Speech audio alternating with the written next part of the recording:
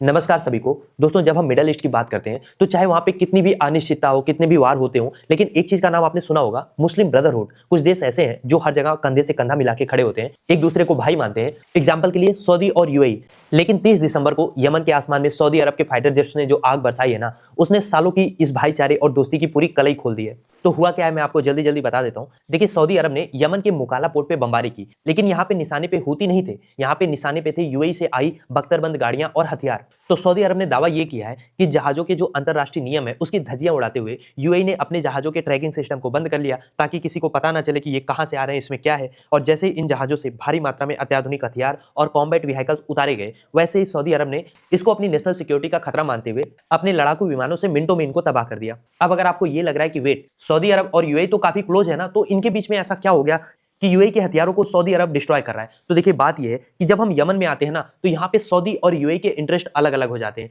भले ये एक दूसरे को भाई कहते हो। देखिए, यमन की हालत यह है कि वहां पे अब केवल हूती बनाम सरकार नहीं चल रहा है, वहां पे कई लेयर में प्रॉक्सीज खड़े हो चुके हैं, जिसमें दो मेन प्लेयर हैं, एचटीसी और पीएलसी। एचटीसी मतलब सदर्न ट्रांजिशनल काउंसिल, जिसको यूएई सपोर्ट करता है। ये गुट दरअसल दक्षिणी यमन को एक बार फिर से यमन से अलग करके स्वतंत्र देश बनाना चाहता है, जैसा 1990 से पहले था। और इसमें इसको सपोर्ट करता है यूएई, हथियार भी देता है, पैसे भी देता है। दूसरा ग्रुप है पीएलसी, यानी कि प्रेसिडेंशियल लीडरशिप काउंसिल। इसको अंतरराष्ट्रीय मान्यता प्राप्त है, सऊदी अरब का पूरा सपोर्ट है, और ये ग्रुप यमन का पार्टीशन भी नहीं चाहता। तो बेसिकली आप समझ पा रहे होंगे कि जिस इलाके में पीएलसी का कब्जा है वहां पे सऊदी का डोमिनेंस है, जिस इलाके में एचटीसी का कब्जा है वहां पे यूएई का डोमिनेंस है। और ये यूएई का डोमिनेंस या एचटीसी का कब्जा कहां पे है? दक्षिणी यमन पे, जिससे सटा हुआ है गल्फ ऑफ एडन, जो दुनिया का वो रास्ता है जहां से हर साल खरबों डॉलर का व्यापार गुजरता है। और यूएई को ये लगता है कि अगर यमन स्टेबल हो गया, दो भाग में नहीं टूटा, तो कहीं ना कहीं जो यूएई की ताकत है, जो उसका पर्सियन गल्फ है जहां से बहुत सारा व्यापार जाता है, उसके लिए एक कंपटीशन खड़ा हो जाएगा। इसीलिए यूएई चाहता है कि यमन के दक्षिणी भाग पर, दक्षिणी तट पे उसका प्रभाव रहे, ताकि सऊदी पर भी ये लोग चेक एंड बैलेंस रख सके। क्योंकि नॉर्थ में तो यूएई खुद है, जहां पे पर्सियन गल्फ है, वहां से सऊदी को व्यापार करना है, तो यूएई से उसको संबंध बना के रखना है। लेकिन सऊदी चाहता है कि जो नीचे उसका रेड सी है, वहां से गल्फ ऑफ एडन के थ्रू उसको डायरेक्ट एक्सेस मिल जाए अरेबियन सी का, और यूएई पे उसकी जो डिपेंडेंस है वो कम हो जाए।